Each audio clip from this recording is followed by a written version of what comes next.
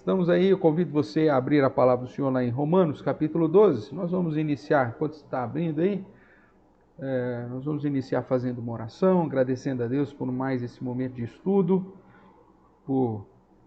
pelo privilégio, de podermos estar juntos aqui estudando um pouquinho mais da palavra do Senhor, tá bom? Quero agradecer também a presença da nossa irmã Vera, o Zé Luiz também conosco, também o professor Roberto Júnior, nosso irmão lá do Rio de Janeiro, Deus abençoe. Também a nossa irmã Thaís e o Gabriel, nosso irmão Mateus e a nossa irmã Zulmira. Que Deus abençoe a todos nós.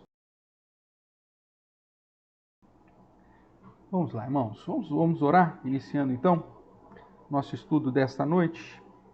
Feche seus olhos, eleve o seu pensamento a Deus. Oremos.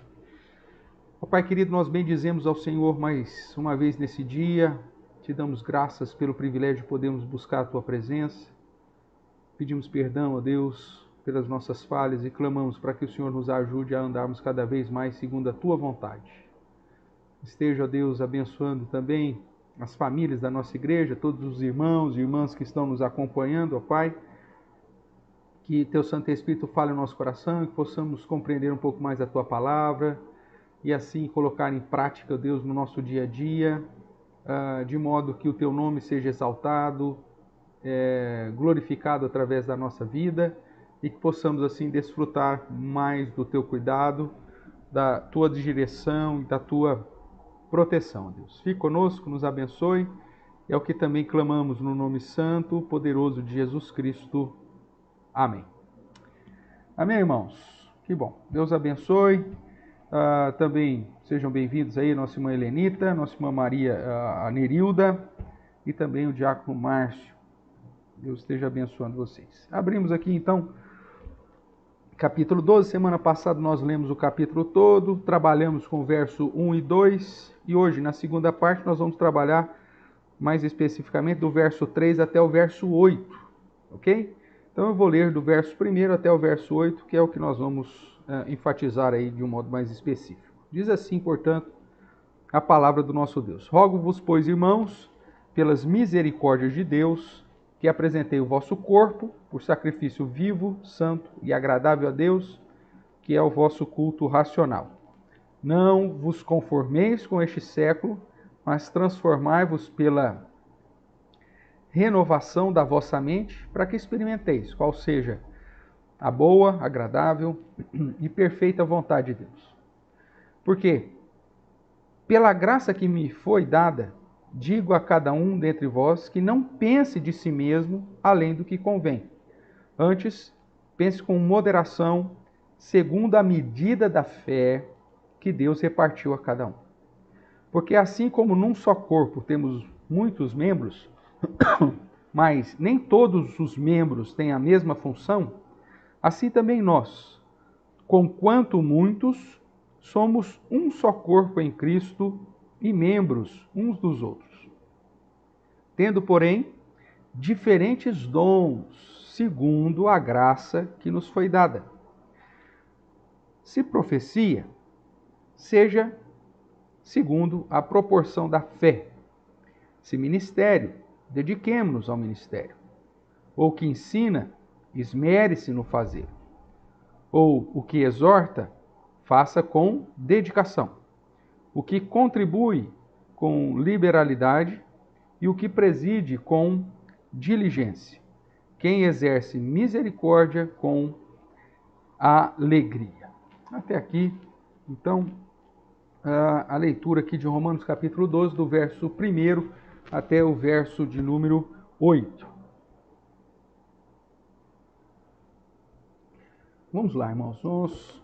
Vamos relembrar um pouquinho que nós tratamos a semana passada, Esse capítulo 12 é o início, uma divisão natural aqui da carta aos Romanos. Até o capítulo 11, Paulo trata das questões doutrinárias, de uma expressão, numa oração aí, sintetizando. Paulo escreve para Roma para se apresentar, para se defender e para solicitar auxílio missionário.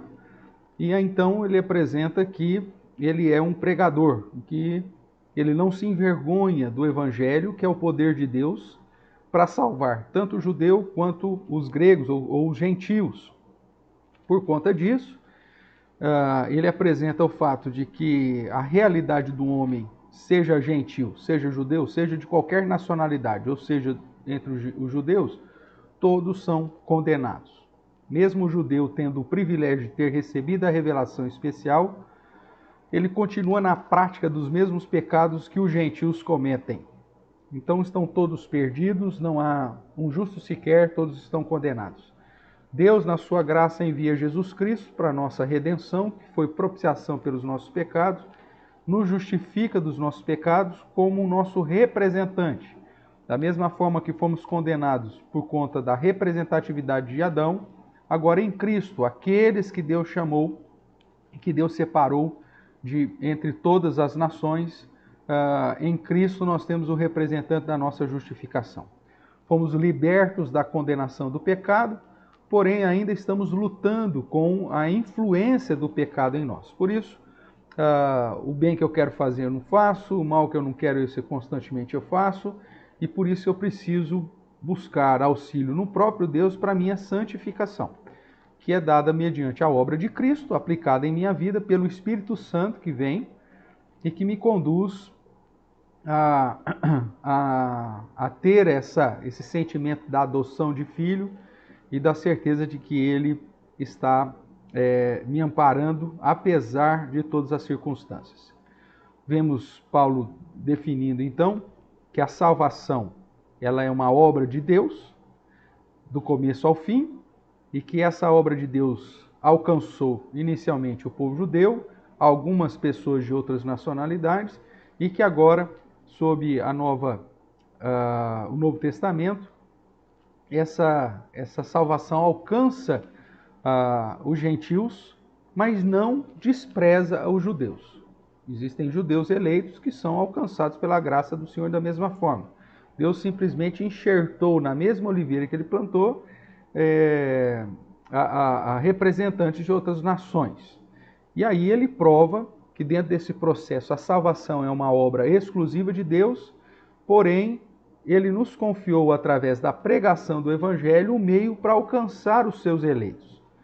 E diante disso, então, Deus tem nos dirigido e tem alcançado o seu povo por meio da pregação. Por isso a necessidade de pregar o Evangelho, porque é o poder de Deus para a salvação de todas as etnias.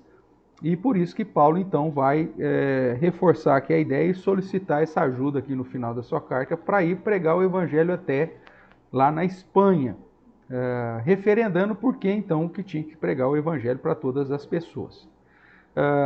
Dito isso, dito que a nossa salvação é fruto da graça de Deus e que a obra salvífica é uma ação exclusiva, né, monergista, ou seja, de uma ação única de Deus do início ao fim, então ele diz, uma vez que a graça de Deus então nos alcançou, é a graça de Deus que nos salvou, é a graça de Deus que nos regenerou, que nos justificou e que nos garante a salvação e a glória final, o que nós vamos fazer enquanto estamos aqui?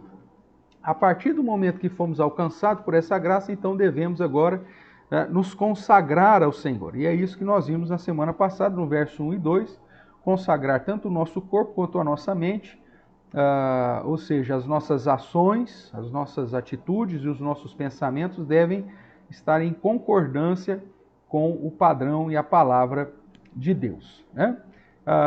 E agora, na sequência, ele vai nos apresentar ainda que essa consagração, ou seja, a minha vida deve refletir, né, a minha fé que recebi pela graça de Deus, e não só a minha vida, uma vida santa, uma vida agradável a Deus, mas uma vez que eu recebi do Senhor, além da salvação, a adoção de filhos, o seu Santo Espírito, eu recebi também a capacitação, os dons necessários para servi-lo e para cumprir com o propósito maior, que é proclamar o Evangelho de Jesus Cristo, que é o poder de Deus para salvação. Então tudo isso nós vimos semana passada, né? Eu vou até dar uma adiantada aqui nos slides aqui para a gente chegar que a resposta de Paulo é justamente como que eu devo viver como cristão, uma vez que eu fui alcançado pela graça de Deus.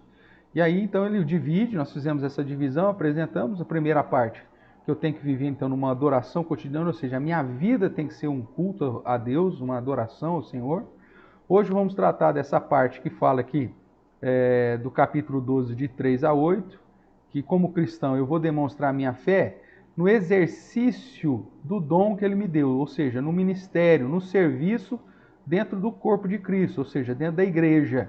É desse modo que eu vou glorificar a Deus, usando corretamente os dons que o próprio Deus me deu. Depois, na sequência, que a gente vai vendo assim cada semana, eu devo, como cristão, demonstrar a minha fé no convívio social de um modo exemplar. Depois, na vida política ou civil, né, dentro de uma cidadania, também de modo exemplar, uma postura do bem, cumprindo o meu dever. Depois, na vida em sociedade e em família, de modo que glorifica o Senhor, né, um relacionamento de fidelidade aí. Depois, na busca sincera, cada vez maior na santidade, tendo um testemunho como discípulo. Na prática do amor fraternal, principalmente em relação ao débil na fé, no compromisso missionário, ou seja, na tarefa de fazer discípulos, né, e fortalecer a igreja, e nesse compromisso missionário, então, através da edificação mútua, através do planejamento missionário, do investimento em missões e do apoio missionário. E aí no capítulo 16, então, eu devo ainda demonstrar a minha fé apoiando os líderes. Eu devo ainda demonstrar a minha fé vivendo de modo fiel às Sagradas Escrituras e demonstrando fraternidade e cordialidade com os demais irmãos e também através de uma profissão de fé abençoadora. Ok? Então, nós, semana passada, tratamos da nossa vida refletindo a nossa fé, né? Uma vez que eu recebi tudo pela graça de Deus. Então agora eu preciso consagrar tanto o meu corpo quanto a minha mente, que nós vimos que são sinônimos aqui da minha ação, da minha razão ou das realizações e dos meus pensamentos, de modo que o nome do Senhor seja glorificado. Então, apresenteis o vosso corpo por sacrifício e transformai-vos pela renovação da vossa mente. Então, descobrindo aí ou vivendo, né, diante da vontade do Senhor. Obviamente que, entendendo que eu fui alcançado pela graça de Deus, eu vou agora em gratidão viver para glorificar o Senhor nosso Deus. Aí nós paramos aqui então, reforçando essa ideia de que a nossa vida, o jeitão de viver, tem que refletir essa fé de que eu fui alcançado pela graça de Deus. Hoje, no capítulo 12, focando aqui o verso 3 a 8, então, aí nós podemos avançar um pouquinho mais nas aplicações. Uma vez que então eu fui alcançado pela graça de Deus, então como que eu vou demonstrar minha gratidão? Primeiro, consagrando, né, minhas ações, meus pensamentos. Segundo, consagrando o dom que eu recebi, o ministério que eu recebi, para glorificar a Deus e para edificar a igreja. Esses são os dois objetivos do servo, né? A gente sempre tem trabalhado, quando trata sobre dons, que é o foco que nós vamos fazer hoje, que o nosso objetivo é glorificar a Deus através daquilo que nós recebemos pela graça de Deus. Não está em nós, nós recebemos isso de Deus. Então devemos glorificar ao Senhor através daquilo que Ele nos deu, daquilo que nós somos, dos talentos, inclusive dos dons espirituais que Ele nos deu. E devemos edificar uns aos outros, edificar, né, a igreja do Senhor. Né? Ninguém está aqui para ter um céu particular sozinho, nós fazemos parte de um corpo. Então, o nosso objetivo é glorificar a Deus e edificar também uns aos outros. E é nesse sentido que ele começa, então, essa sessão aqui. O meu serviço, não só a minha vida, né, mas o meu ministério, o meu serviço a Deus, tem que refletir a minha fé. E de certa forma, reflete, irmãos. Né? Se nós formos fazer uma comparação de religiões e até mesmo de denominações cristãs, cuja ênfase doutrinária está na salvação pelas obras, você vai ver então que o serviço dessas pessoas vão refletir esse tipo de fé, esse tipo de crença. Né? Se você pega dentro do catolicismo, a salvação ainda é pelas obras, né? Tanto é que você tem que purgar aí os seus pecados, você tem que fazer penitência, porque a obra de Cristo na cruz não foi suficiente, então você tem que dar uma ajudinha, né? Ou é tanto pecado que você tem que o sangue de Cristo não foi suficiente para cobrir tudo, então você tem que ter as penitências, você tem que fazer as consagrações, os votos, fazer, como é que o pessoal fala? Promessa, né? Fazer as promessas e tudo mais. Porque a obra de Cristo, então, não foi suficiente, então você tem que fazer alguma coisa. E a própria salvação se você for bonzinho, você vai para o céu. Se você não for bonzinho, você vai para o inferno. Se você for mais ou menos, estiver meio equilibrado, você vai para o purgatório. Então, essa é a visão, por exemplo, do catolicismo. Então, nesse contexto do catolicismo, então você vê muita gente servindo, né, por conta da motivação de que as obras lhe garantirão a salvação. Quando você vai para denominações que a salvação também é pelas obras e não pela graça, você vai ver as pessoas se consagrando, participando de campanha, lutando, se esforçando, fazendo tudo que se manda, porque na cabeça dele a salvação é pelas obras. Então o serviço dele reflete isso. Aquilo que nós colocamos recentemente aí, né, nas nossas devocionais, aquela frase que eu coloco de bom dia para vocês, a diferença para você saber sobre religiosidade e uma vida com Deus. Uma pergunta é simples. Se você quer saber se você é uma pessoa religiosa ou uma pessoa que tem comunhão com Deus, faça uma autoanálise. Pergunta para você mesmo. Aquilo que você faz para Deus é por obrigação ou é por gratidão? A fé, a sua crença vai determinar se você faz algo por obrigação ou por gratidão. No caso, para aqueles que pregam a salvação pelas obras, o cara tem que fazer por obrigação. Se ele não fizer, ele está perdido. Se ele não fizer aquela prática, ele não vai para o céu, ele não alcança a salvação. Agora, em relação a nós que cremos, e Paulo fundamentou isso muito bem, que a salvação é pela graça de Deus, né? E como ele diz no capítulo 11, verso 6, se não é pela graça, já não é, ou melhor, se é pela graça, já não é pelas obras. Do contrário, a graça já não é graça. Então ele reforça e mostra categoricamente que a salvação é pela graça de Deus, é uma ação totalmente de Deus, e que, portanto, o meu serviço a Deus, da mesma forma que a minha consagração a Deus, não é para alcançar a salvação, mas é consequência da salvação que me alcançou. Como a graça de Deus me alcançou, as misericórdias de Deus me alcançou, então agora eu vou apresentar o meu corpo por sacrifício vivo, santo e agradável a Deus. Eu vou renovar a minha mente segundo o padrão de Deus para experimentar qual é a boa, perfeita e agradável, ou a boa, agradável e perfeita vontade de Deus. E agora eu vou servir ao Senhor porque eu tenho certeza e a convicção plena de que, inclusive, os dons que eu tenho para utilizar no ministério foram dons que o próprio Deus me deu, que é graça dele também. E é nesse sentido, então, que o apóstolo Paulo começa aí no verso 3, diz, porque pela graça que me foi dada, digo a cada um de vós, vocês têm que ter uma postura diferente. Da mesma forma que vocês vão agir segundo, de acordo com o dom que cada um de vocês recebeu, verso 6, tendo, porém, diferentes dons que cada um recebeu, segundo a graça que nos foi dada. Então, veja, tudo que nós temos para fazer para o Senhor, ainda nós recebemos dele, tanto a fé, nós só cremos e fomos alcançados pela salvação em Cristo Jesus, porque ele nos deu essa fé, a fé salvadora. Para servi-lo, nós servimos porque ele nos deu, pela sua graça, os dons. Porque se Deus não tivesse feito isso, nós não teríamos absolutamente nada a oferecer. Então, vamos lá. Nós já vimos no início do capítulo 2 que o apóstolo Paulo, depois de demonstrar aí as bases doutrinárias da nossa salvação e o motivo por que nós devemos pregar o evangelho, que é o poder de Deus para a salvação, tanto do judeu quanto do gentil, lembrando que gentil são todas as outras etnias, todas as outras nacionalidades, por meio da graça. Deus nos salva por meio da graça.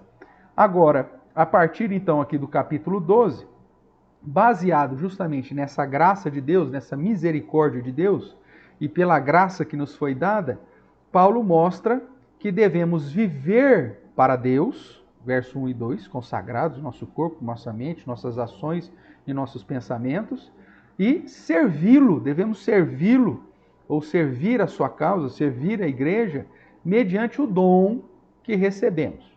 Logo, como cristão, né, que sou, o cristão deve demonstrar a sua fé através do exercício do dom que recebeu.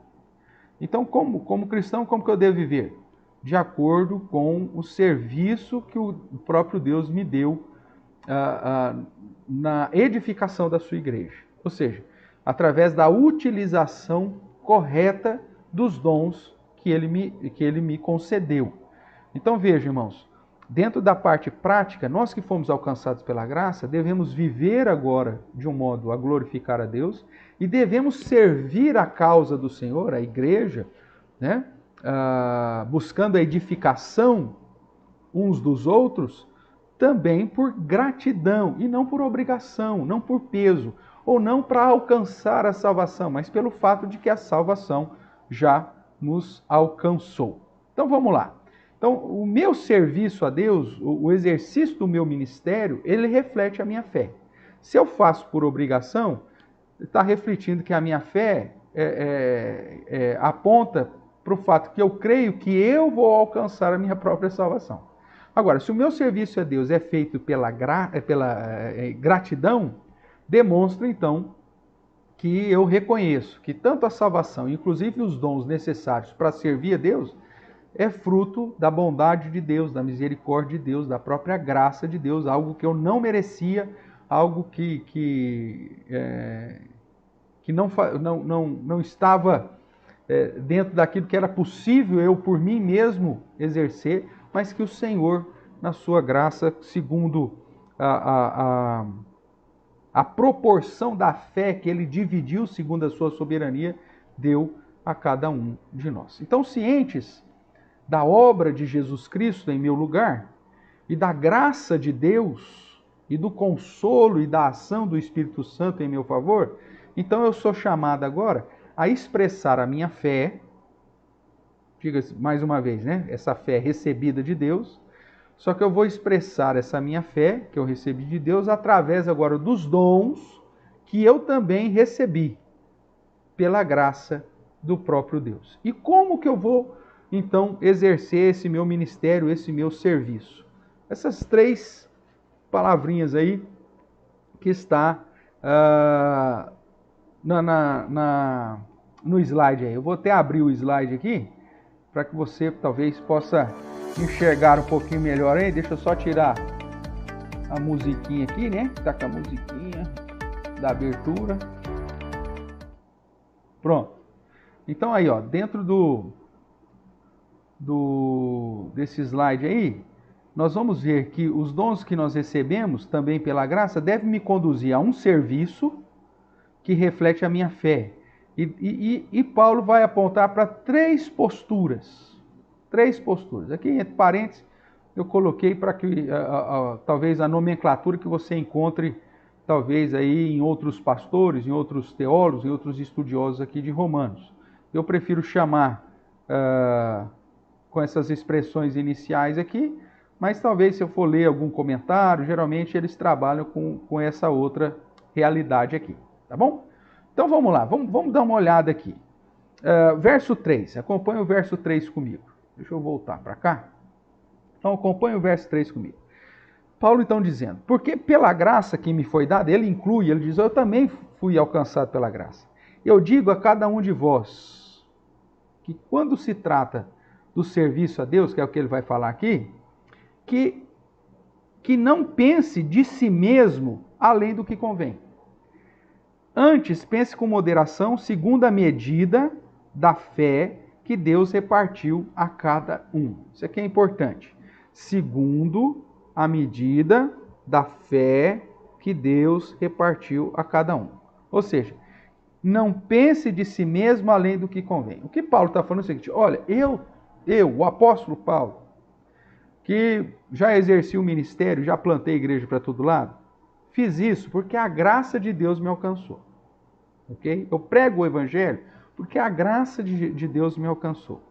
Então, não pense que você é o bambambam da história. Não se esqueça que todos nós éramos pecadores, condenados, e que fomos salvos pela obra de Jesus Cristo de modo gratuito. Ele, nos aplica a salvação, nós não pagamos nada por ela, e essa salvação nos é aplicada por conta da sua graça. Deus é que agiu e nos deu de presente essa salvação. Então, o fato de você ter sido alcançado pela graça de Deus não deve te conduzir a pensar que você é alguma coisa. A pensar que você é a última bolacha ou biscoito, não sei como que é a diferença aí lá no Rio, né, o irmão Roberto? Mas você não é o último biscoito ou bolacha do pacote.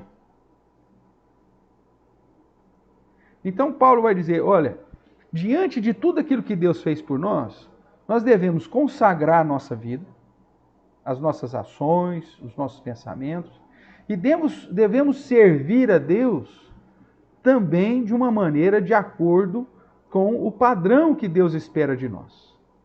Primeiramente, não pensando a respeito de nós mesmos, além do que convém, mas com moderação, reconhecendo que você não é nada, segundo a medida da fé que Deus repartiu a cada um. Por isso que eu chamo a sua atenção aqui para o nosso slide, que a primeira postura para servir a Deus, que a maioria dos teólogos vão chamar a sua atenção, ele vai dizer, você tem que servir a Deus com consciência, sabendo que você foi alcançado pela graça, e que você não é melhor do que ninguém, e que se você recebeu um determinado dom, um determinado ministério, foi graça de Deus.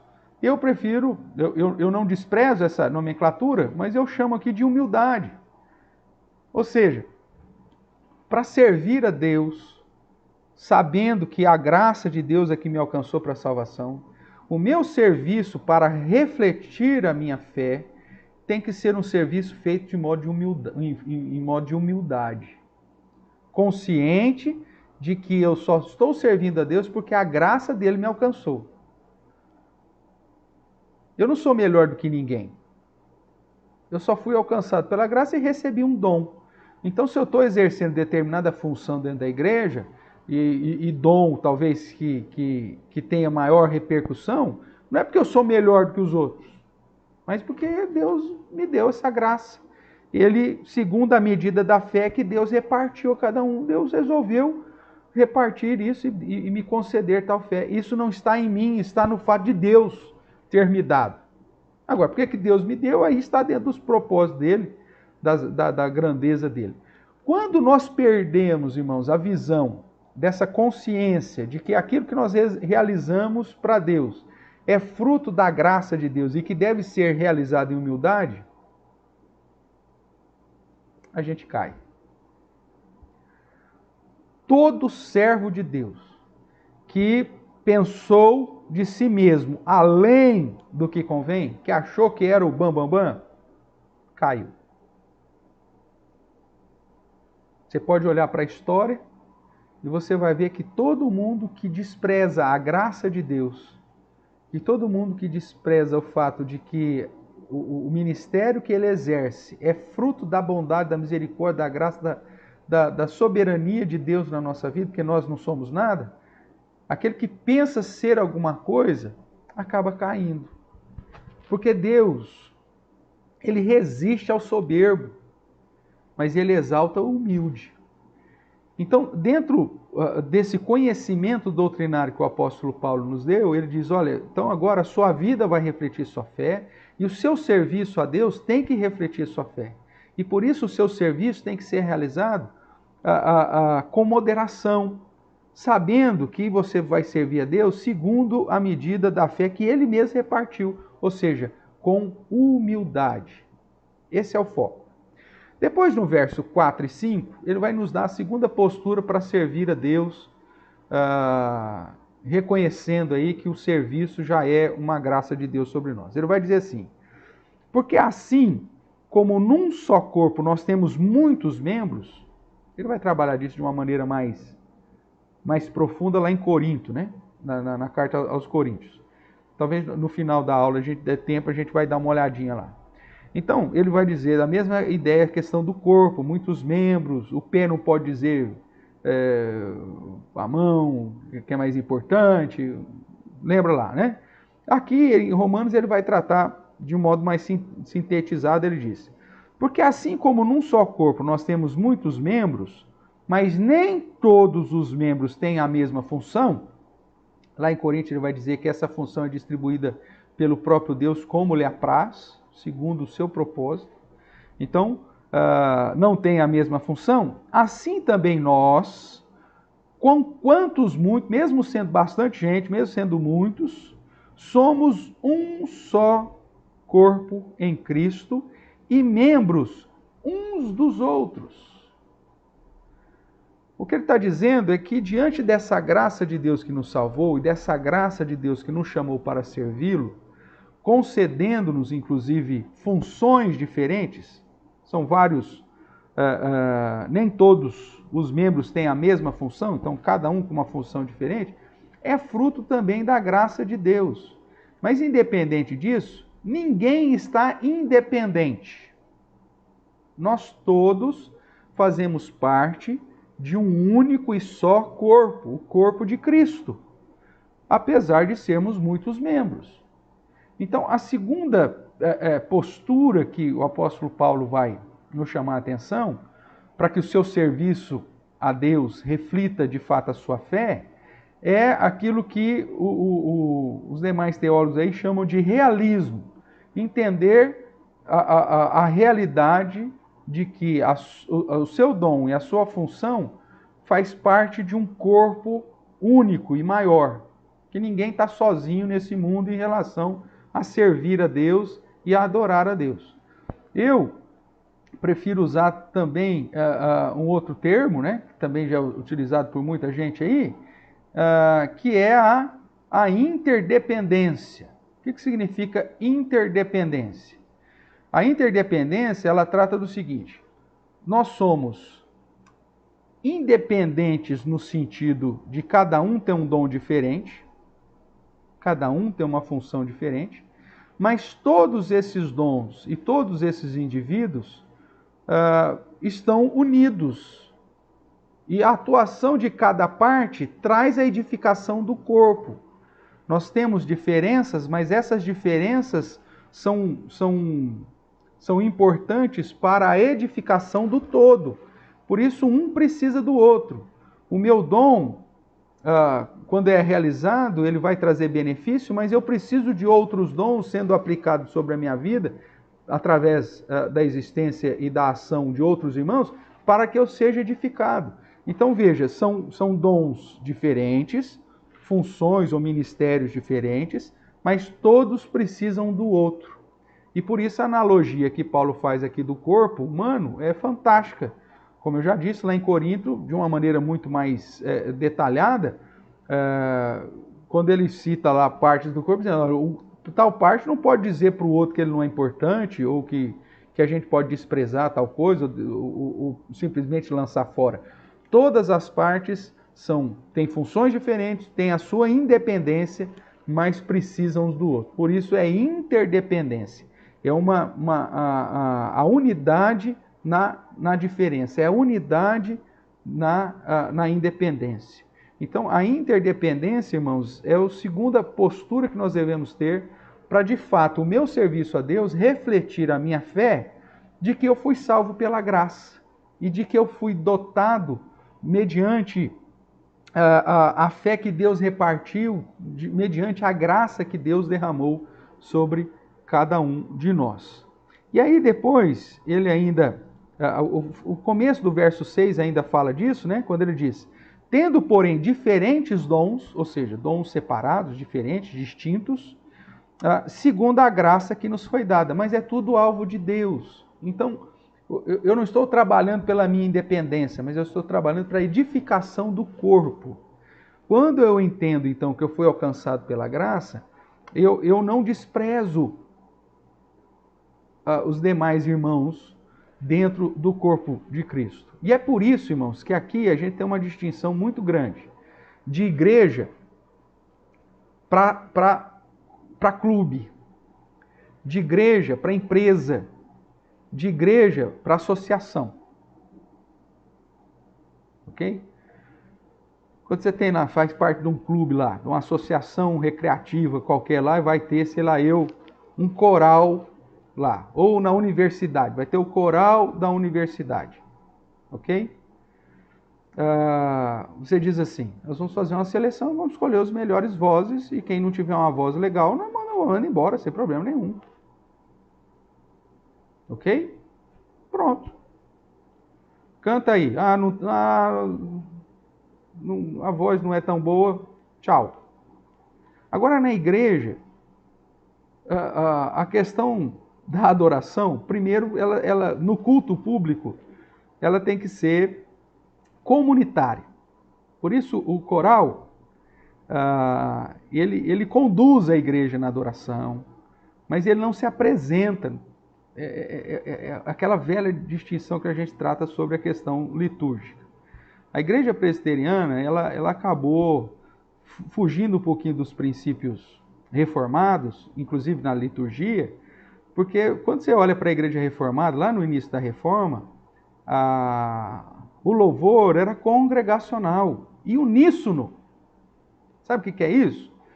Cantava todo mundo na mesma voz, que era justamente para ninguém aparecer, para ninguém chamar atenção para si, para ninguém se sentir mais importante que o outro e para ninguém desprezar um ao outro, porque na adoração a perspectiva é do corpo, é da unidade. Então, solos, apresentação de coral não cabia dentro da celebração cultica. Isso era tolerado dentro da igreja como um mecanismo, talvez, evangelístico. Só que com o passar do tempo, isso acaba ganhando espaço na liturgia da igreja e você cria um grupo específico de bam dentro da igreja, muitas vezes, e que a pessoa que chega, ou ela precisa ser um Pavarotti da vida para ter lugar num coral aí, dependendo do que for, né? Ou se é amigo de alguém do coral, porque senão ele nunca entra. É um negócio extremamente fechado, é um grupo fechado e que se apresenta, né? Então tem toda uma pompa, tem toda holofotes. Não é isso. Isso acontece lá fora. Dentro da igreja não aconteceria. Agora, pastor, nós vamos fazer um trabalho evangelístico usando o teatro. Tudo bem, vamos escolher as pessoas melhores. É um trabalho evangelístico, tudo bem. Mas se for alguma situação, atividade para edificação da igreja, irmãos, nenhum ministério da igreja tem que ser no sentido de não gerar edificação para as pessoas. Porque senão vira show. Senão você perde a interdependência. Né? Tem igrejas que determinados grupos da igreja são negócios tão fechados que nem a liderança da igreja tem ingerência. E esses grupos querem, inclusive, determinar funções de outros ministérios. O cara quer definir, por exemplo, a liturgia da igreja, sendo que a liturgia da igreja é uma tarefa daqueles que estão relacionados no serviço ministerial, né? no serviço pastoral da igreja. É uma função do pastor da igreja. Então, o fato de não entender que os dons que recebemos é graça de Deus e que o serviço que nós vamos prestar a Deus tem que refletir essa minha crença de que tudo foi recebido pela graça de Deus, ao invés de gerar interdependência que leva à edificação, gera divisão na igreja, gera problemas na igreja, gera separação, gera, como se fala? Idolatria na igreja. Porque, o fulano, que fantástico. O Beltrano, que fantástico. Agora o fulaninho lá, não, isso aí, deixa fora. Pastor, não avisa não que vai começar os ensaios, porque senão vai vir uma turma aí que não... Ai, os caras não sabem fazer nada, pastor, não sabem nem abrir um bico, não vai dar certo. Calma, irmãos. Igreja visa a edificação. E às vezes ministérios na igreja, como o coral, por exemplo, é mantido mais para gerar edificação, cura espiritual na vida das pessoas, o convívio social, para gerar discipulado, para gerar vida de oração, para gerar comunhão, do que propriamente a questão da beleza musical. Aí aqueles que gostam de ter a hegemonia falam, não, mas para o Senhor nós temos que fazer a melhor coisa. No Antigo Testamento, separava os cantores, não sei o quê, parará, papapá. Não estou falando que você vai fazer nada relaxado, mas eu estou falando que uma vez que você entendeu que a graça te alcançou e que você não deve pensar além de si mesmo, ou de si mesmo além do que convém, você vai ter humildade, você vai ser instrumento para ajudar aquele que tem mais dificuldade, para agregar, para edificar, para abençoar, para ter a ideia da interdependência e até para ensinar, para talvez essa pessoa entender, olha, esse não é um ministério que eu deveria usar realmente. Eu estou aqui, mas descobri que não é o dom que Deus me deu. Eu vou procurar um outro lugar para servir o Senhor e pronto, acabou. Pronto. Agora, o que nós fazemos muitas vezes da igreja é um lugar de exclusão, ao invés de agregar os crentes que foram... Que tem muito lugar que você chega, que olha, você conseguir um lugar para trabalhar, para servir ao Senhor, é praticamente impossível. As pessoas criam um sistema que te impossibilita de servir. Você chega lá e fala, eu já trabalhei com isso, eu gostaria talvez de entrar nesse ministério. Não, já está completo. Já está completo. Muito obrigado. E aí sobrecarrega os tantã que diz que está completo, e aí chega em determinada época do ano, aí faz recessão, né? Dá folga. Então, o ministério tal está de folga, o departamento tal está de férias. Meu amigo, tem tanta gente querendo trabalhar, né? E aí você vê igrejas que... A escola dominical tem férias, aí os professores estão de recesso, não tem aulas, ninguém tal. O evangelista ninguém prega porque está de folga. Meu Deus do céu, isso não é empresa, isso não é uma escola particular, privada, sei lá, eu estou falando da igreja. A igreja não tira férias, a igreja não tem recesso, as almas não tem o período de evangelismo, como se fosse algo determinado. Olha, você só pode evangelizar de maio a agosto, o restante é proibido proselitismo. Não existe isso, irmãos. Então, entendendo que a graça de Deus nos alcançou, o nosso serviço a Deus vai ser refletindo a nossa crença, que deve ser que a graça de Deus nos alcançou. Deixa eu dar uma paradinha aqui, porque o Cezinho acho que colocou alguma coisa aqui. É como afirma o Parker, graça significa Deus movendo o céu e a terra para salvar pecadores que não pode erguer um dedo para salvar a si mesmo. Perfeito. Aí, obrigado aí, o nosso irmão Roberto, lá no Rio é bolacha. Tá certo. Então, não pense você aí dentro da ponta da humildade que você é a última bolacha do pacote. Tá bom? Seja bem-vindo também a Sheila. A Sheila ia até ajudando, né? A soberba precede a ruína. É bem isso. Deus lida com humildes, irmãos. Pessoas que reconhecem que são alvos da graça. E no serviço a Deus, Paulo está dizendo, eu falei 11 capítulos provando por A mais B para você que você não era nada. Que a graça de Deus é que fez tudo por você, que a salvação é obra de Deus. Então agora o que você vai fazer, uma vez que foi alcançado por essa graça? Primeiro, consagrar a sua vida através das suas atitudes e dos seus pensamentos. Segundo, servir a Deus. Você vai trabalhar para o Senhor. Mas não segundo aquilo que você acha, mas segundo aquilo que Deus te deu. Então, não pensando que você é o bambambam. mas com humildade e com interdependência, buscando a edificação do corpo.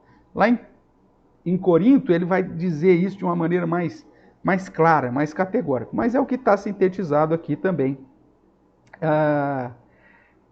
em Romanos. E aí ele vai citar vários dons ou vários ministérios e sempre apontando que você deve fazer o melhor nesse ministério. Então, a partir do da segunda metade aí do verso 6, ele diz assim: se profecia, se você recebeu o dom da profecia, então você exerça, a ideia que Paulo está apresentando aqui, você exerça esse dom que você recebeu da profecia com humildade, interdependência, edificando os irmãos, fazendo segundo a proporção da fé, ou seja, exercendo esse dom da melhor maneira possível. Nós vamos fazer depois essas conexões aqui de cada um desses dons que ele aponta aqui. Se você recebeu o dom do diaconato, que aqui é traduzido por ministério, então que você dedique ao serviço, que você realmente sirva, que você faça o melhor nesse ministério. Se você recebeu o dom do ensino, então esmere-se para fazer o melhor. Nós vamos ver que todas essas palavras aqui que Paulo usa apontam para essa questão que eu chamo de excelência ou fidelidade, mas que você vai encontrar aí em alguns comentários como algo diligente, né? Com diligência, que é o que ele vai falar, por exemplo, ao que preside. Então, que é esse esmero, buscando fazer de maneira correta.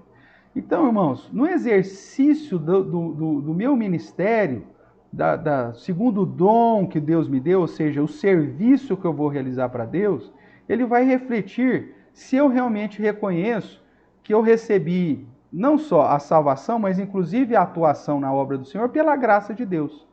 Porque o meu serviço a Deus, feito em humildade, feito em interdependência, buscando a edificação do corpo, e em excelência, em fidelidade, buscando fazer o melhor para Deus, isso vai refletir então que eu reconheço que aquilo que eu recebi, que aquilo que eu sou, é fruto da graça de Deus.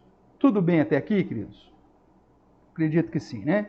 Então vamos dar uma olhadinha nessa listinha que Paulo nos trouxe aqui dos dons, né? Então, na sequência aqui, Paulo usa alguns exemplos de dons e apresenta como devemos usá-lo, que é a ideia lá da excelência, ou da diligência, ou da fidelidade lá que nós colocamos no outro slide. Então nós vamos trabalhar um a um, tá bom? É lógico que nós temos vários outros dons. Paulo não tem o objetivo aqui de trazer a lista completa. Quando você pega aqui Romanos, você pega 1 Coríntios, né? E você pega Efésios e outros textos complementares, aí você chega a uma lista mais completa de dons espirituais que devemos usar, receber de Deus para usar para o serviço dele. Então ele usa aqui alguns desses dons, né? Acho que 7 dons, acho que é isso. E aí o foco é, se você recebeu esse dom, você tem que exercer desse modo. Se você recebeu aquele dom, você tem que exercer desse modo. E o foco sempre buscando a excelência, ou fazendo, que é sinônimo de fazer de modo fiel, ou fazer de modo diligente. Então vamos lá. O primeiro dom que aparece aí no verso 6 é a profecia. Então, se você recebeu o dom da profecia, né? Então, segundo a tradução que foi dita aqui, seja segundo a proporção da fé. Primeiramente, é preciso dizer que há uma distinção entre a profecia como revelação ao profeta, aquele que recebia sonhos e visões para revelar a palavra de Deus, da profecia no sentido de pregar a palavra de Deus, apontando para ações de Deus, ou seja, a pregação propriamente, que conduzia aí tanto ao ensino quanto à exortação, né, para que as pessoas tomassem uma postura diferente diante do próprio Deus. Então há uma distinção entre a profecia como revelação e o dom da profecia relacionado à pregação, ao ensino e à exortação. É esse foco aqui que nós acreditamos que Paulo dê, né? Que o dom da profecia, que é a pregação, que é justamente o ensino, a exortação pela pregação da palavra de Deus, apontando, por exemplo, verdades da palavra de Deus, que se você não observar, se você não se arrepender, se você não guardar aquela exortação, aquela instrução, então isso pode gerar determinadas situações na sua vida. Então, é nesse foco que eu quero dar desse dom. Então, ele diz assim, ó, seja segundo a proporção da fé. O que isso quer dizer no original? Que é a certeza de estar apresentando que essa palavra é vinda de Deus. É uma pregação fiel. Aponta para uma pregação fiel. Então, você recebeu a profecia, não traga uma profecia de você mesmo.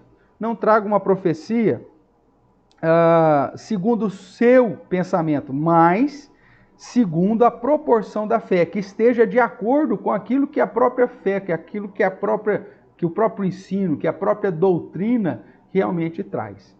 Então veja, ele está apontando aqui dons específicos, ministérios específicos e como usar, como aplicar esse dom no serviço a Deus.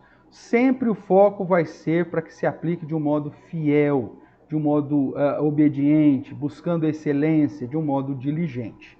Ou seja, visando glorificar a Deus, e por isso exercendo através da humildade, e buscando a edificação uns dos outros, por isso focando a interdependência. Tudo bem até aqui? Então, essa questão da profecia é um exemplo que ele usa aqui, e ele separa alguns dons para fazer isso. O segundo dom que ele apresenta aqui é o verso 7, quando ele diz, se você recebeu o dom de ministério, que é o dom do socorro, o dom da diaconia, do serviço.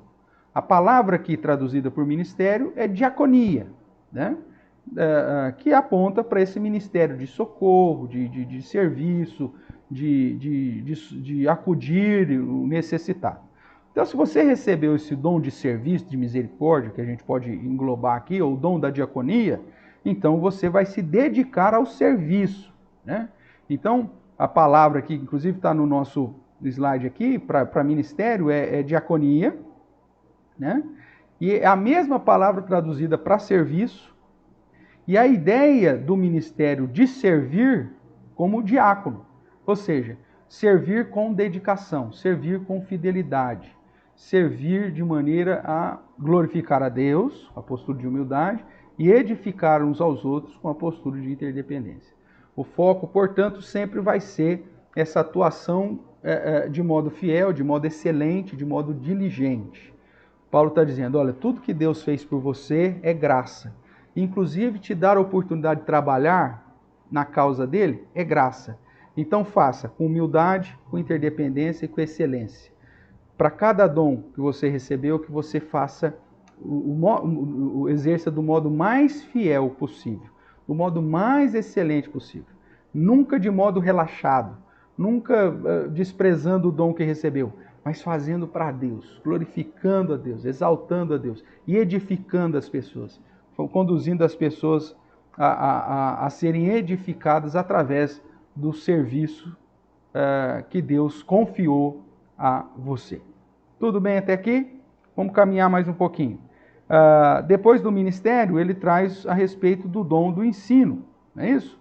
Então, no ensino, é a ideia clássica da capacidade de instruir com didática. Quando ele diz assim, ao que ensina, esmere-se ao fazê-lo, são duas palavras, né? O didático, que é o ensino, e a didascalia, que é um modo de ensinar com eficácia, com prudência, com excelência, com diligência, com fidelidade. Então, o que Paulo está dizendo é o seguinte, se você recebeu o dom de ensino, então, que é a capacidade de instruir de uma maneira clara, com didática, a expressão esmere-se no fazê-lo aponta para a ideia de passar o conteúdo do seu ensino com fidelidade à doutrina.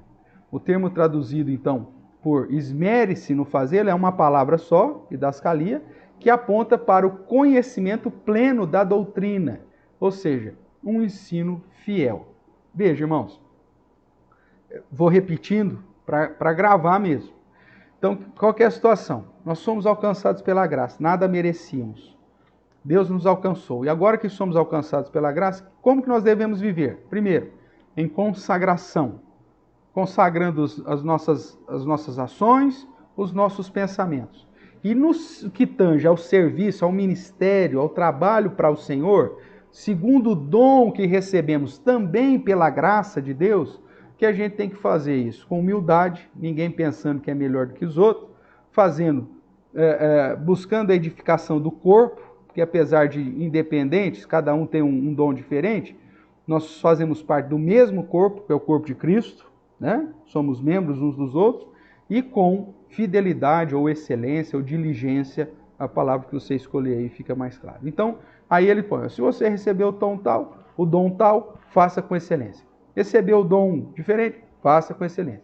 Se recebeu o outro dom diferente do outro, faça com o mesmo zelo, com o mesmo esmero, com a mesma fidelidade, com a mesma excelência, com a mesma diligência. Tudo bem? Vamos caminhar ali. No verso 8, aí ele começa mais outros dons, né? O que ele coloca aí, ou o que exorta, o dom da exortação, né?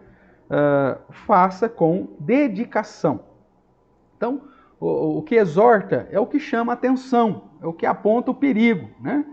Que ele faça debaixo de oração e dedicação. Essa palavra que é traduzida aqui, faça com dedicação, aponta para a espiritualidade, para algo feito debaixo de oração, de comunhão com Deus. Ou seja, se você vai exortar, chamar a atenção, né, no sentido para que as pessoas tomem cuidado, para que as pessoas se arrependam, para que as pessoas fiquem atentas às questões da vida, principalmente em relação à questão espiritual, você tem que fazer isso também de um modo fiel, segundo a sã doutrina, e não segundo aquilo que você acha. Então, essa exortação tem que ser com dedicação, mas essa dedicação aponta fidelidade às Escrituras. É uma exortação que está pautada na própria Bíblia. É uma exortação que tem referendo bíblico. Não é uma exortação por exortação. Se não tem amparo bíblico, então não é exortação. Aí é a aplicação da sua vontade sobre o outro. O que Deus fala é que uma vez que fomos alcançados pela graça, para servir ao Senhor em humildade, edificando uns aos outros, devemos fazer isso com fidelidade, ou seja, de acordo com o padrão daquele dom que Ele mesmo nos deu. Tá bom? Ele continua ainda o verso 8, ele diz assim, o que contribui com liberalidade, o dom da contribuição, né? Aquele que doa, aquele que oferta, aquele que se entrega. A ideia aqui desse termo traduzido por liberalidade é fazer com simplicidade, ou seja, sem peso, sem constrangimento. É uma generosidade liberal, eu faço de coração.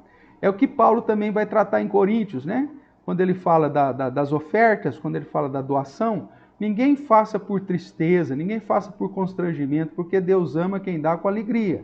Então, aquele que tem o dom da contribuição, e veja, a contribuição é uma responsabilidade para todos os crentes, né? Vai ter crente que fala assim, eu não tenho o dom da contribuição. Eu sou assim porque eu não tenho o dom da contribuição. Não, nós já trabalhamos com isso aqui em outros momentos, irmãos. Nós vamos investir os nossos recursos na onde está o nosso coração. Se nós de fato amamos ao Senhor, se nós de fato entendemos que fomos alcançados pela graça, se nós de fato entendemos que a igreja é um instrumento de Deus para a nossa edificação e para a glória de Deus, nós naturalmente vamos querer investir os nossos recursos aqui. Ontem mesmo nós tivemos uma reunião, né, e conversando com os irmãos, nós falamos assim, pastor, o senhor é um cara que fala pouco de dízimo, fala pouco de dinheiro, talvez dos pastores que o irmão lá conhecia, eu sou o que menos fala disso. E aí foi que nós até chegamos a uma conclusão juntos. Quando você ensina a igreja, e quando a igreja reconhece que ela é fruto da graça de Deus, e que ela mesmo que ela fizer o máximo, ainda vai ser pouco perto da graça de Deus, e o coração dela está no fato de agradar a Deus e de edificar os outros, de abençoar, ela vai ter um coração disposto a ofertar. As pessoas que têm dificuldade em dizimar e ofertar, é porque geralmente o coração dela não está na causa. Ela não entendeu ainda a importância da igreja. Ela não sabe que a igreja ajuda, ela não sabe que a igreja socorre, ela não sabe que a igreja investe na plantação de outras igrejas, no envio de outros missionários. Então, ela acha que o dízimo é só para mim, né? Só para o pastor. Não é. Mas quando a pessoa entende isso plenamente, então ela faz com gratidão, tá certo? Principalmente dentro da igreja presbiteriana. Se fosse outra igreja aí, talvez episcopal, né, que o cara fundou, aí pode ser que aí a questão da arrecadação, por isso que eles falam tanto em arrecadação, porque aí a questão é diferente.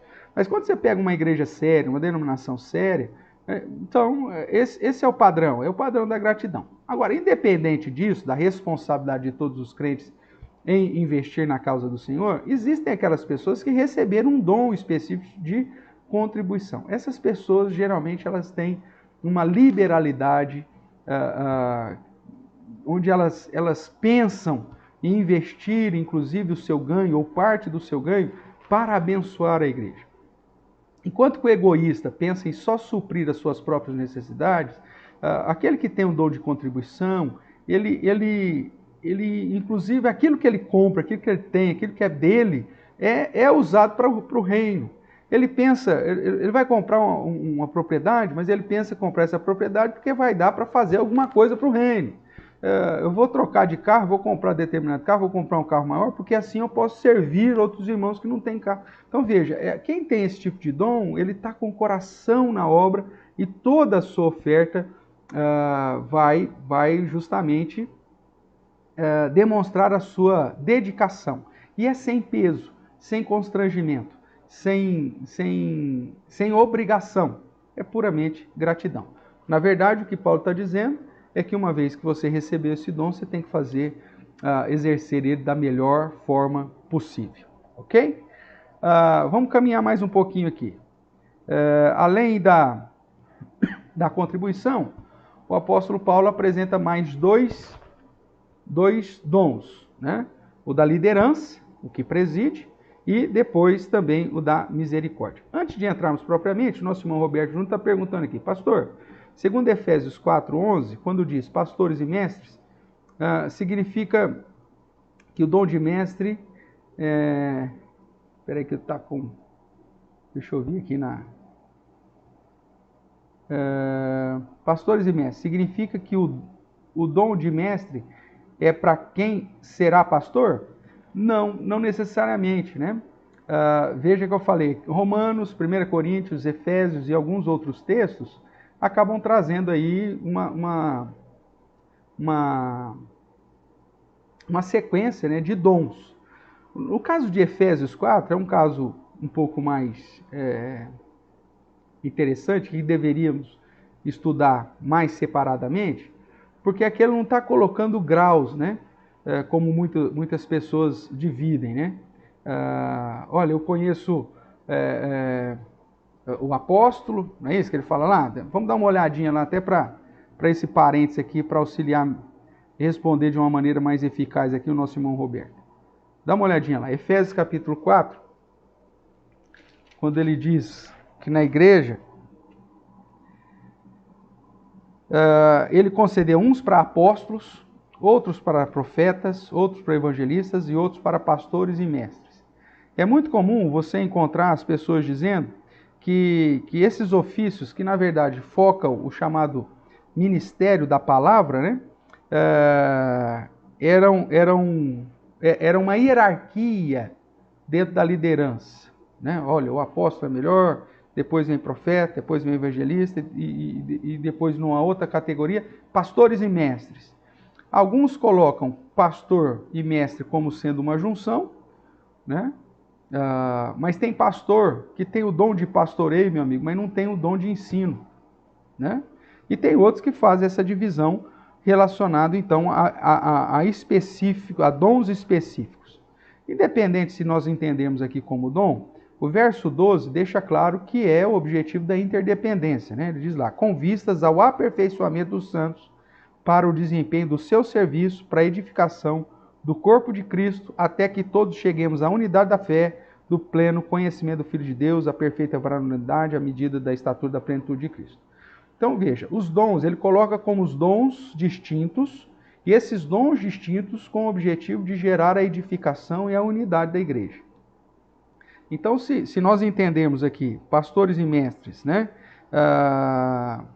como sendo um grupo sozinho, quem é pastor tem que ser mestre, como você colocou aqui, né? Quando diz pastores e mestres, significa que o dom de mestre é para quem será pastor? Não é bem essa a ideia. Mesmo que na construção de Paulo ele apresenta, e me parece ser simplesmente uma partícula aditiva, está falando do mesmo exercício ministerial, não exclui a ideia de ser dons diferentes. Então você pode ter o cara que tem o dom de pastor e você tem o cara que tem o dom de mestre ou o dom de ensino. Por isso que ele vai, inclusive, aqui fazer uma distinção em Romanos, dizendo sobre o dom do ensino daquele que preside, ou daquele que lidera, ou daquele que pastoreia, né? Então, como se fossem dons distintos, tá? Mas o caso de Efésios aqui é um caso que aí é uma exegese mais específica de Efésios, vai mostrar que o objetivo de Paulo é muito maior do que simplesmente apresentar divisão de dons, tá certo? Tanto é que você vai ver no próprio carta a Timóteo, ele vai dizer que uma das características dos presbíteros é justamente o ensino, ele tem que manejar bem a palavra, né? Só que depois ele faz uma distinção entre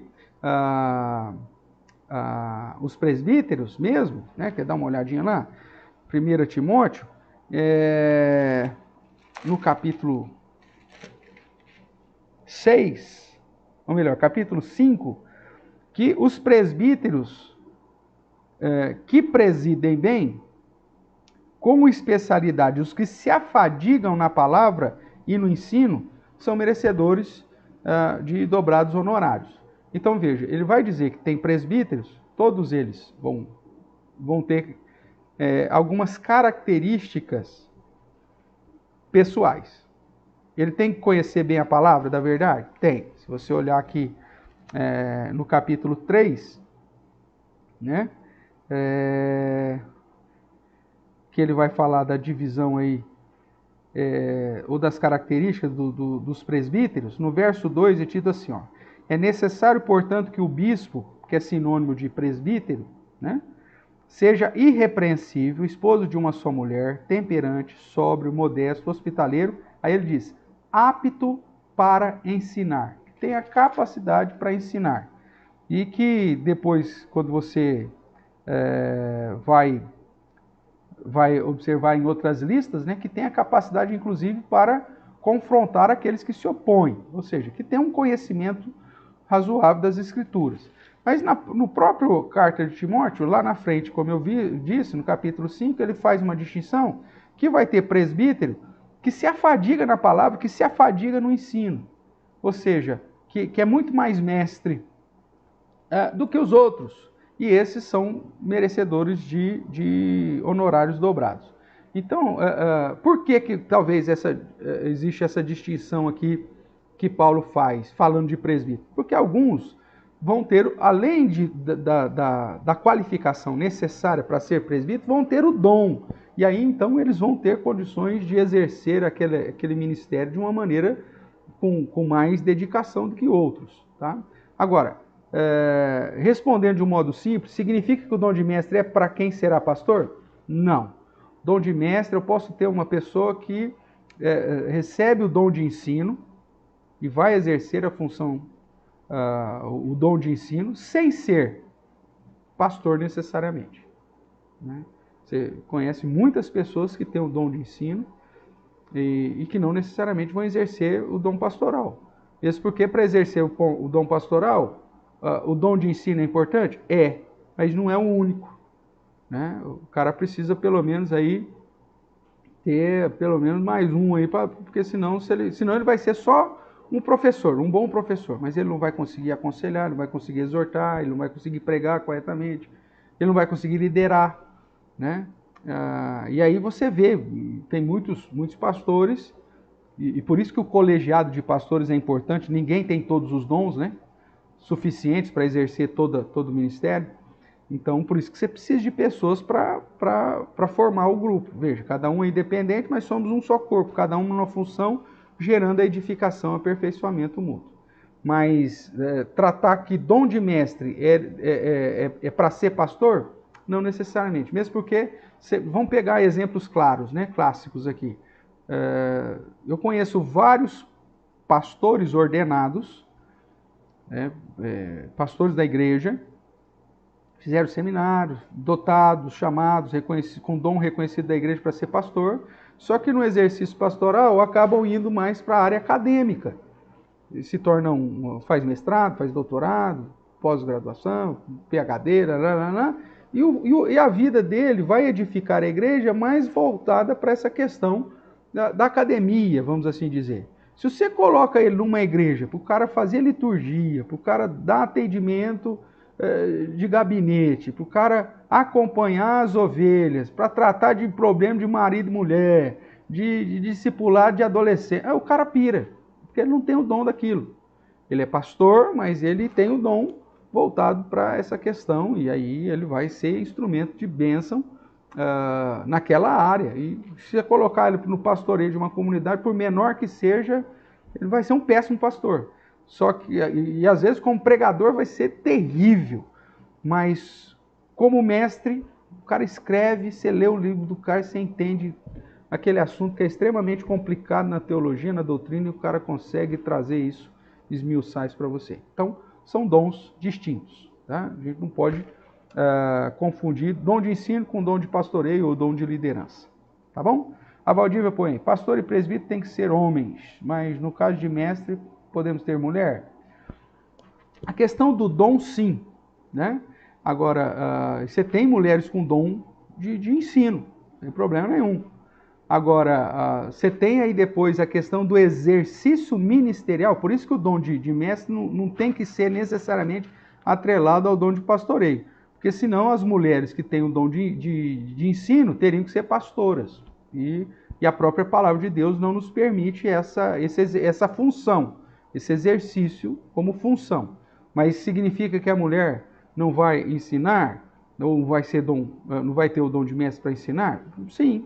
Agora, ela vai assumir uma posição de ensino, de liderança na igreja? Aí você tem um impedimento por conta das decisões que o próprio Deus determinou de colocar essa liderança somente sobre os homens, né? Mas dentro do ministério terreno da igreja, quando a liderança referenda, você tem muitas mulheres aí que são extremamente abençoadoras, com dom de ensino, mestras, e que vão abençoar a igreja, né? Sem problema nenhum. Ela só não vai exercer a função pastoral. Tá bom? Vamos voltar aqui então para o nosso slide, irmãos. Voltando aqui para Romanos. Então, verso 8. Finalzinho do verso 8, que é o último verso nosso, diz: o que preside com diligência. Então, o que preside é o líder. Então, é o dom da liderança, né? O dom da liderança, ele tem que agir com diligência. O que significa isso? É uma liderança fiel, que age com diligência. Aqui, então, essa diligência, inclusive, o termo grego, se não me foge a memória agora, é o spud, que é a ideia do que vai para o inglês, né? A influência do grego para o inglês, speed, né? Mas é a ideia de velocidade mesmo. Então, o líder, ele precisa ser rápido, ele precisa ser veloz. Então, essa diligente aqui, a resposta aqui é aquele que age com a resposta rápida, com ações corretas e com ações assertivas. Em que sentido assertiva? De ações firmes, de ações sérias, de ações diretas. Ele não pode totibiar. O líder precisa ter essa resposta rápida. Então, essa diligência, o que preside, ele precisa dar resposta rápida às necessidades, né, dentro do exercício desse ministério de liderança. Existem situações urgentes que muitas vezes surgem dentro da igreja, você chega para aquele que é o líder, e aí ele fala, se ele demorar, a tragédia já foi feita. Então, o termo diligência aqui é o mesmo que aponta para velocidade, no sentido da etimologia da palavra grega, né? Que aponta que o líder ele precisa ser rápido nas suas ações, respostas rápidas, firmes, sérias, né? Diretas, para que não haja dificuldade. Que é a figura, talvez, na cabeça de Paulo, influenciado pelo Império Romano, da figura do comandante, né? Então, o que preside, o que lidera, é a figura lá do general romano. Que o cara, na hora que está numa batalha, ele não pode tutibiar, ele não pode dar uma ordem de meia boca, ele tem que falar e que aquela ação tem que ser aplicada e realizada também de um modo firme, né, de um modo assertivo, para o benefício de toda a edificação. Um líder que fica em cima do muro, meu amigo, é um líder que conduz um corpo, a igreja, para uma situação também de fragilidade, tá bom? E Paulo, veja, todos os termos, todos os dons e a realização dos dons apontando para essa ideia da fidelidade, da excelência, da diligência. E, por fim, ele vai dizer, e quem exerce misericórdia, o dom da misericórdia, faça com alegria. Então, o dom da misericórdia é aquele que tem compaixão. E o que tem compaixão, ele deve agir com alegria. Em que sentido isso, professor? Ou seja, uma das possíveis traduções para o termo aqui, alegria, é vivacidade. Ou seja, sem gerar o constrangimento para quem é socorrido. Então, ele vai... Tem gente que exerce misericórdia e ele confunde muitas vezes ter compaixão com empatia e acaba gerando mais tristeza, mais luto, mais dor para aquele que está sendo socorrido do que se ele não tivesse feito nada. Então, esse exercício da misericórdia aqui, que Paulo fala, é para você fazer de uma maneira que você não gere constrangimento em quem é socorrido, né? Traga alegria, traga vivacidade, traga superação para aquele com quem você está agindo com misericórdia, né? A misericórdia é para levantar alguém. Quando você tem compaixão de alguém, é para você tirar a pessoa daquela situação, e aí então essa alegria, essa vivacidade, essa motivação, né, firmada na palavra de Deus, é o procedimento correto de excelência, de diligência e de fidelidade que se espera para aqueles que têm o dom da misericórdia. Ok? Então aqui Paulo pega 7 aí, dons, né, mas o foco dele é mostrar que uma vez que nós somos alcançados pela graça, devemos servir a Deus de modo a refletir essa fé, fazendo com humildade, ou seja, para a glória e honra do Senhor e não para a nossa própria glória, fazendo de modo interdependente, ou seja, buscando a edificação e o aperfeiçoamento do corpo e com excelência, com diligência, com fidelidade à palavra do Senhor e o próprio indicativo do dom que nós recebemos. Vamos lá, o Cezinha está colocando aqui, deixa eu só mudar aqui a minha tela, porque aí eu consigo ler completamente a sua frase. Pastor, é errado ou vergonhoso o líder não ter todas as respostas às questões feitas pelos seus liderados? Não, de modo nenhum, né? O líder, ele exerce uma função, obviamente que ele tem que ter uma capacidade, né? Ele tem que ter algumas características, mas não é vergonhoso e nem errado o líder não ter todas as respostas. Afinal de contas, ninguém tem todas as respostas. E o líder, ele tem que ter a humildade também nesse sentido de reconhecer a limitação dele. E é por isso que no caso até do sistema presbiteriano, né, um dos motivos que eu sou pastor presbiteriano, é pelo sistema de governo. O sistema de governo presbiteriano, ele coloca a liderança da igreja não num único indivíduo, porque um único indivíduo é falível, ele não tem todas as respostas. Coloca-se a liderança da igreja num colegiado, né? É lógico que existem funções específicas. Eu defendo a ideia, inclusive, de que o presbítero docente, que é o pastor, né, também deveria ser um colegiado. Se a igreja tivesse condições de manter um colegiado de pastores, isso seria fantástico, né? Como acontecia lá em Antioquia, uma igreja cheia de profetas e mestres, pregadores e professores, né? Que são dons relacionados ao ministério da palavra. Então, seria fantástico.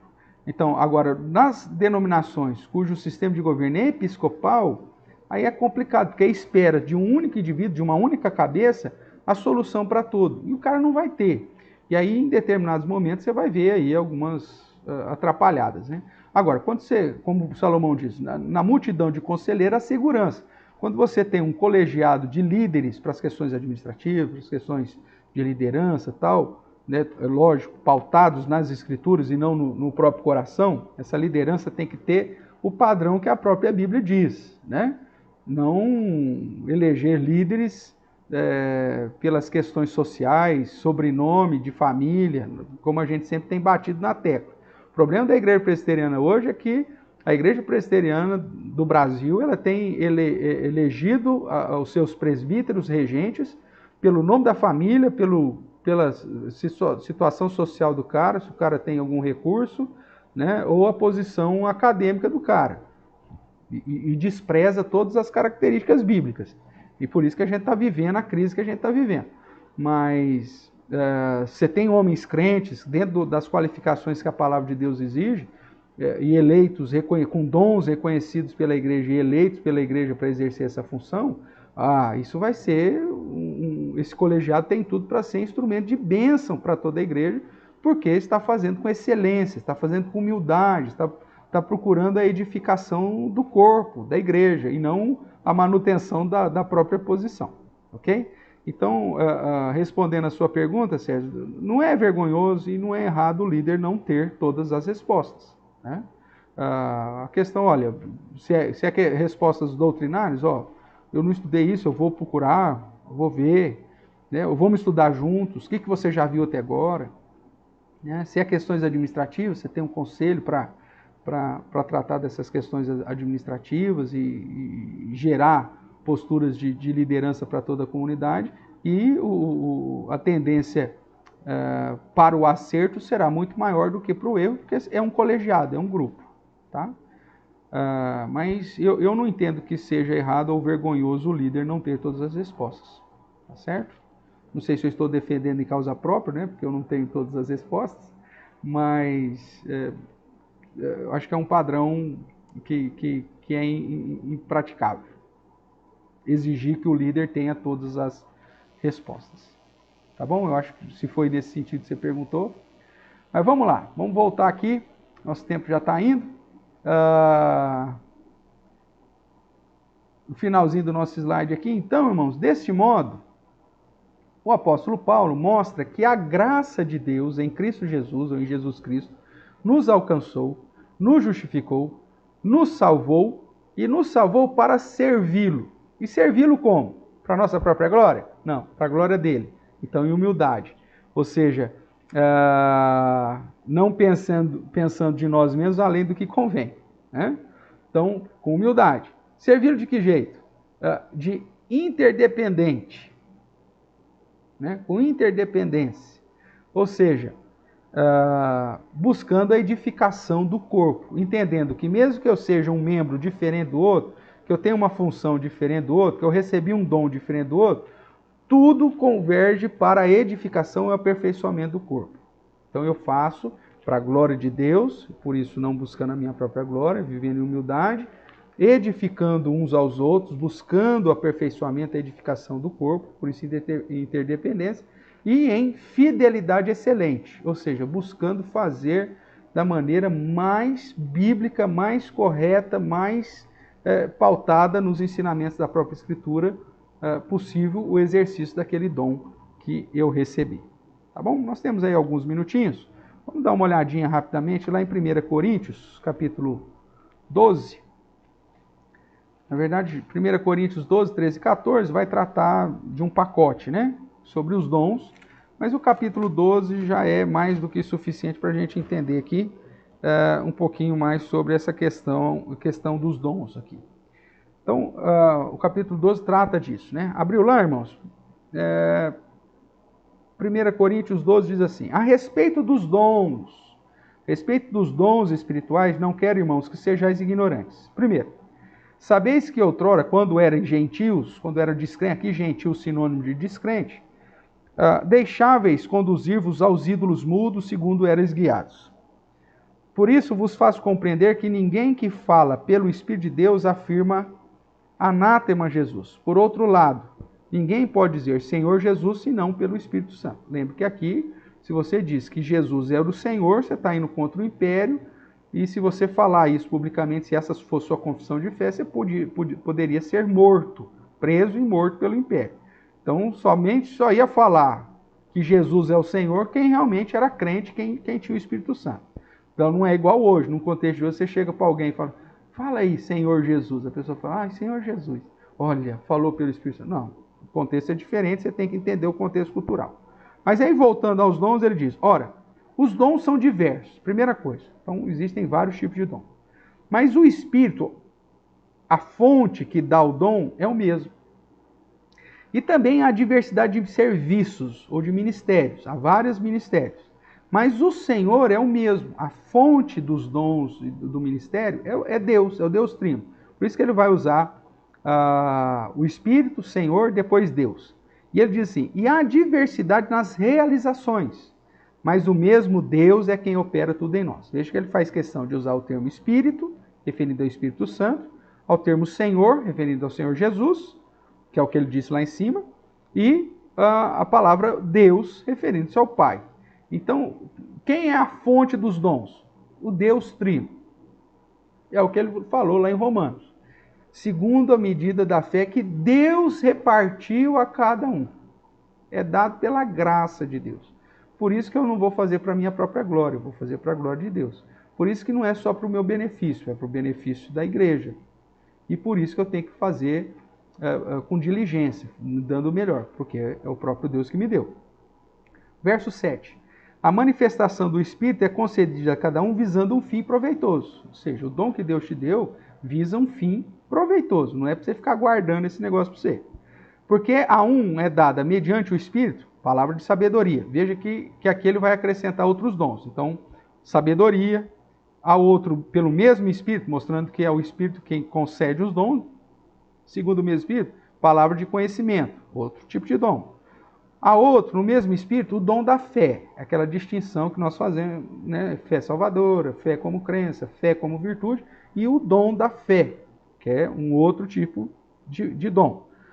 E a outro, no mesmo Espírito, dom de curar. E aí nós já tratamos que esses dons, chamados dons carismáticos, cura, línguas, profecias no sentido revelacional, teve um tempo, por isso que lá no capítulo 13, ele diz que isso cessaria.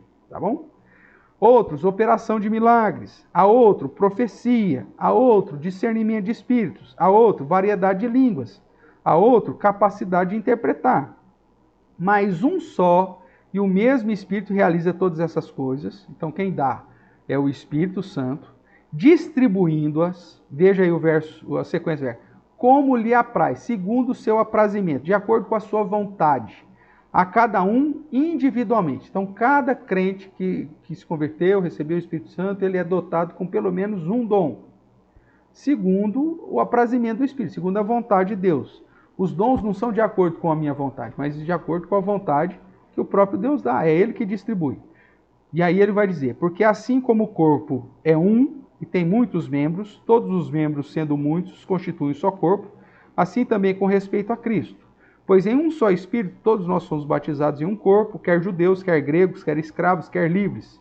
E todos nós nos foi dado de beber de um só Espírito. Porque também o corpo não é um só membro, mas muitos. Se disser o pé, porque não sou mão, não sou do corpo, nem por isso deixa ser do corpo. Se o ouvido disser, porque não sou olho, não sou do corpo, nem por isso deixa de ser. Se todo o corpo fosse olho, onde estaria o ouvido? Se todo fosse ouvido, onde o olfato? Mas Deus dispôs os membros, colocando cada um deles no corpo, como lhe aprouve. Se todos, porém, fossem um só membro, onde estaria o corpo? O certo é que há muitos membros, mas um só corpo.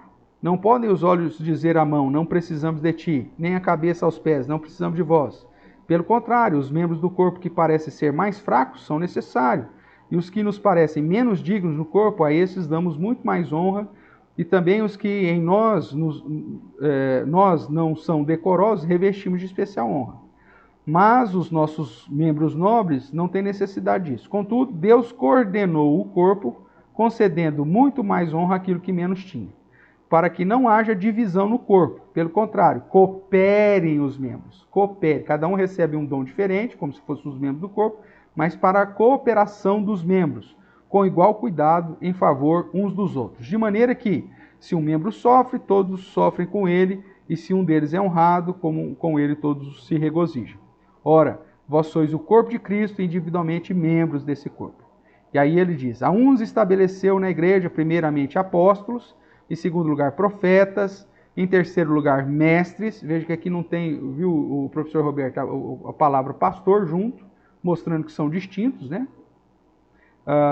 Em terceiro lugar mestres, depois operadores de milagres, depois dom de curar, socorros, governos, variedade de línguas. Porventura são todos apóstolos? Ou todos profetas? São todos mestres? Ou operadores de milagres? Todos têm dom de curar? Falam todas outras línguas? Interpretam a todas? Entretanto, procurai com zelo os melhores dons, e eu passo a mostrar-vos ainda um caminho sobremodo excelente.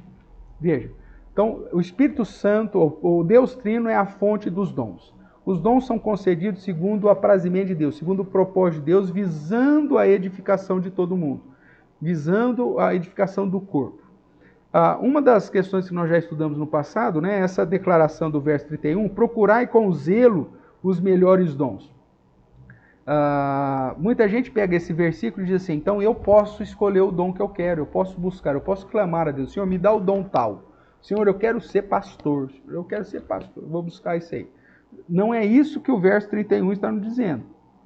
Ele está nos dizendo que eu tenho que procurar com zelo realizar os dons que Deus me deu e dos dons que eu recebi, ver aquele que é o mais adequado para cada situação, visando a edificação do corpo.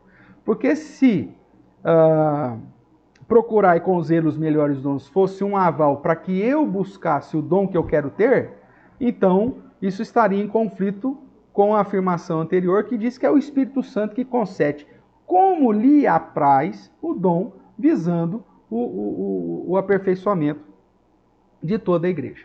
Mas isso aqui é um assunto que a gente já tratou naquele curso sobre dons e ministérios, né? A gente deve voltar a tratar disso depois. Então, só para você ver que dentro da visão de Paulo lá em Romanos, que os dons devem ser exercidos para a glória de Deus, para a edificação do corpo, da igreja, e feito com excelência, está em concordância com todas as outras partes que ele trata sobre também o mesmo assunto. Tanto aqui que Deus concede esses dons visando o aperfeiçoamento, visando o fato de que os membros cooperem para a edificação do todo. Beleza? Que Deus te abençoe. Semana que vem, nós vemos aqui que ele faz a mesma sequência lá. Lá em Romanos, no verso 9, depois ele vai começar a falar do amor. Aqui em Coríntios, no capítulo 13, ele vai começar a falar do amor. Que, já quero dizer desde já, a gente vai tratar com isso semana que vem, mas só para você relembrar, que o amor não é dom, hein? Se você tem dúvida aí, mas aqui diz o amor, o dom supremo. Nós vamos provar para você, ou pelo menos relembrar, que amor não é dom. E que esse título que porventura esteja aí na sua Bíblia, que foi colocado pelo comitê de tradução, infelizmente não foi feliz, porque amor não é dom, amor é virtude. E nós vamos tratar disso semana que vem, porque é o que ele vai falar no verso 9, que o amor seja sem hipocrisia. E aí ele vai tratar de mais um tanto de práticas que nós devemos ter, uma vez que entendemos que a graça do Senhor nos alcançou.